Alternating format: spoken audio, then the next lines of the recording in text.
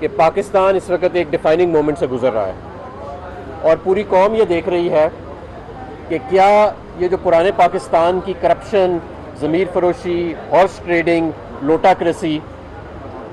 क्या हम वापस पाकिस्तान को उस तरफ धकेल रहे हैं, या हमने पाकिस्तान और पाकिस्तान के अरकान,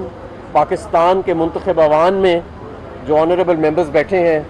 क्या हम अब एक साफ़ सुथरी सियासत की तरफ जा रहे हैं। ये वाज़े रहे कि जब ये कानून फ्लोर क्रॉसिंग लॉ का पास किया गया था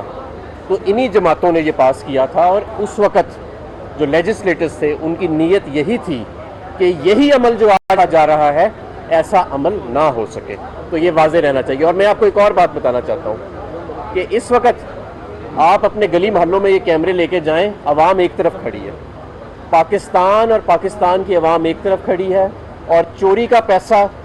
चोरी का सरमाया और चंद ज़मीर फरोश और चंद ज़मीर फरोशों के सौदागर एक तरफ खड़े हैं। इंशाल्लाह ताला जीत नए पाकिस्तान की, साफ़ सुथरी सियासत की, ईमानदारी की और आइन और कानून की बालादस्ती की होगी।